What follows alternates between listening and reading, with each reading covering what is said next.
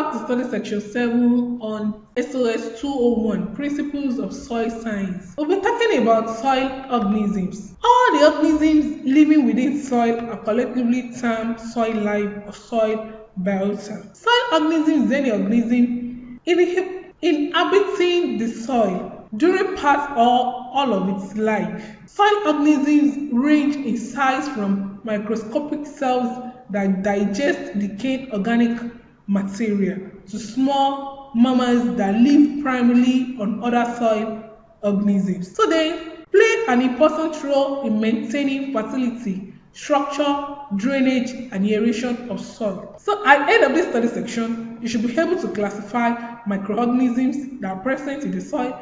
You should be able to classify microorganisms based on their respiration, and lastly, you should be able to classify microorganisms based on their origin. Let's talk about these learning outcomes one after the other. Classification of microorganisms. Soil microorganisms can be classified based on physiology or nutrition, common mode of respiration, and origin. So, physiological or nutritional classification. Organisms need food as source of energy to enable them carry out their activities for growth and multiplication. So, microorganisms differ in their nutrition requirements, whereas some organisms can use the same amount of food as carbon and energy, while others require different sources. On this basis, microorganisms can be divided into two: autotrophs or heterotrophs. Autotrophs are the organisms that can use carbon dioxide as the source and the sole source of their carbon, and is being based on the source of energy, and they are classified as autotrophs. These are organisms that have been deriving their energy from sun through process of photosynthesis. Such organisms contain a pigment known as chlorophyll, which enable them to convert carbon dioxide to carbohydrates in the presence of sun energy. Example is algae. Chemoautotrophs.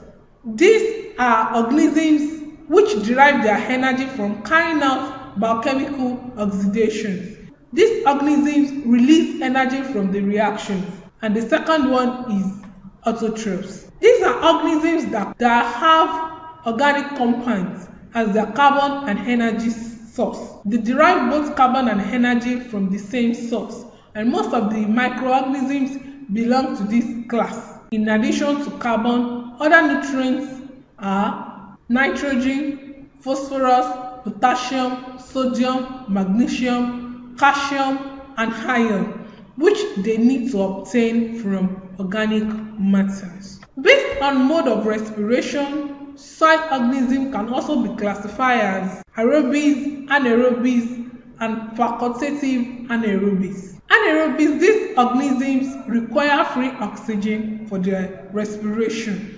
They cannot survive in the absence of oxygen.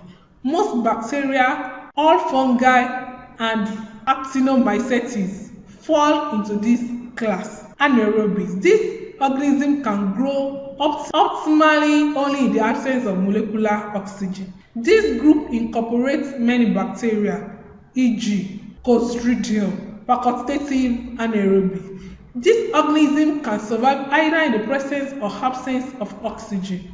Although they need oxygen, they do not necessarily need to have access to molecular oxygen. They can survive by extracting the required oxygen from an oxygen-rich compound, such as nitrates or sulfates. The compounds are reduced, thus changing their availability to plants. Based on their origin, microorganisms can be classified as indigenous microorganisms, invaders, and transit microorganisms. Indigenous microorganisms. These are the original residents in the soil. Their numbers are constant. They do not usually respond to addition of organic matter, and they grow very slowly. They have many developmental stages to endure in soil for a long period without being actively metabolized. Invaders. These microorganisms develop under the influence of specific soil treatments, such as addition of organic matter, fertilization, or aeration. They do not contribute significantly to soil processes. The last one is transient microorganisms. These microorganisms are introduced into the soil intentionally. We have ribosome species, in which they die rapidly and may survive in the soil for a period of time in the presence of host plants or animal. We have come to the end of this course, that is the SOS 201.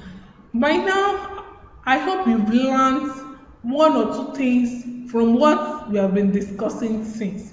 And I enjoy you to read over again in your study materials for more knowledge and understanding. Thank you for listening.